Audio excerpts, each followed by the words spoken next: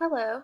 Today we'll be talking about The Leader in You, How to Win Friends, Influence People, and Succeed in a Changing World. It has been debated over the years about what and how this book could essentially be used. It has been praised for its management techniques, but is also seen to use those same techniques for manipulation. Your success in life will be largely defined by how well you get along and positively influence others. During this presentation, I will talk about the authors of the text, what this book has taught me about leadership, how the book has confirmed the knowledge I have gained from this course, and most importantly, why I chose the book. To begin, the original author of this book is Dale Carnegie. Dale is famous for his courses in self-improvement, salesmanship, corporate training, public speaking, and interpersonal skills. One of the core ideas in his book is that it is possible to change other people's behavior by changing one's behavior towards them. While reading this particular book, that message is clearly seen throughout. For 80 years, Dale Carnegie and Associates has been teaching people at all stages to get the most out of what they put into their professions. This book was first written in 1936 and then revised in 1981. It was written to give advice to people on how to create success in a business as well as in their personal lives. This book is used in the Dale Carnegie training programs that are Learn by Doing programs and have been completed by more than 8 million people. Levine and Crom better explain it by stating that Dale Carnegie is the training process for the human side of success. They customize training in soft skills for quality and people skills for achievers. Individuals become leaders, groups become productive teams, and good organizations become great ones. Essentially, this is an updated version of Dale Carnegie's book, How to Win Friends and Influence People. It does restate Carnegie's rules, which were to be euphoric if you can, respect others, and that listening is just as important as talking. When reading this book, the aspect of teamwork was emphasized to be of the utmost importance as well as goal setting. Because this is a reiteration of Dale's older book, the newer ideas were presented by the CEO of Dale Carnegie, Stuart Levine, and also a vice president of his firm, Michael Crom. This let the book have more of an up-to-date feel because of the multiple mentions of the benefits and usage of technology, in my opinion, and it still let it be geared towards the original audience that it was intended. I believe this book was written for people who wanted to achieve more, for people who are prepared to challenge themselves in order to manage their relationships with a greater sense of ease in the long run. This book is for people who want to find and release the leader in themselves. Leadership is a significant quality to maintain through life. Throughout this book, we get to go through the importance of interaction and its relationship to leadership. There are a lot of principles shared throughout this book, but I'll share my top 10. Number 1, not to criticize or condemn. 2, give honest and sincere appreciation.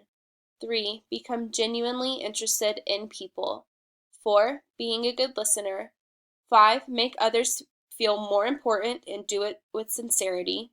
6, show respect for the other person's opinions. 7, appeal to the politer motives. Carnegie wrote that according to J.P. Morgan, most people have 2 reasons for doing anything. One that sounds good, and then their real reason. This principle basically states that you should just try to appeal to the nobler cause. 8, throw down a challenge. This principle is focused on one of the ways to motivate people, which can be through competition. 9, talk about your own mistakes before criticizing the other person. And 10, praise every improvement. These leadership principles stuck out to me because they all deal with putting others' thoughts, actions, and ideas before yourself. This is harder said than done. It is hard to take the selfish quality out of who we are and to put all of our efforts as leaders into the people who trust us to do just that, lead. Now I will give my evaluation of the book. This book was full of credible sources to help provide insights to the author's own experience. I think by reading this updated version of Dale Carnegie's How to Win Friends, Influence People, and Succeed in a Changing World provided me with more perceptions to look through. A lot of these sources came from other businessmen and women, including John D. Rockefeller, Fred Wilpon, the president of the New York Mets, Jerry Greenwald, former vice chairman of Chrysler Corporation, Paul Fireman, chairman of Reebok International, and Lynn Povich, the first woman ever named Newsweek senior editor. Each chapter in this updated version of the book started with a quote from Dale Carnegie himself and was followed by using leaders like the ones I just mentioned previously to better illustrate examples of the chapter. The information that paired well with what I learned in this course was the feedback advice that Carnegie gave, as well as the importance of teamwork and honesty within a group setting. Another important thing that I took away from this book was the chapter on handling mistakes and criticism. Quote from the book, "The lesson here, admit your mistakes before anyone else has the chance to point them out. Laugh at them if you can. Never seek to minimize the impact they've had." This is a significant trait that I associate with leadership and was worded so well that it stood with me throughout reading the book. The content of this book was laid out in a way that made it easy transition from one topic to the next. This is where I will discuss the strengths and weaknesses of the book. Like I mentioned, the layout of the text was one of the strengths. The text was never broken, nor were there concepts and key meanings lost. There are 16 chapters, and they are all appropriately labeled in a clear and concise way to discuss the principles of leadership. If I had to choose a weakness for this book, it would be that there are a lot of manipulation techniques seen, and they could be taken the wrong way by the reader. I opened up this presentation stating that this book could be used for good or for evil, and this is what I meant by that. There is an element that seems to exist here that puts a lot of emphasis on being able to control others. You can see that in the title in the influence people part, and it could be taken differently. I would recommend this book to my future students when I become a teacher. Those aren't things that you can easily forget, and they also aren't hard to learn. Therefore, I would recommend this book to a student at a high school level because they will be thinking about college, and that is what I believe this information could be most valuable.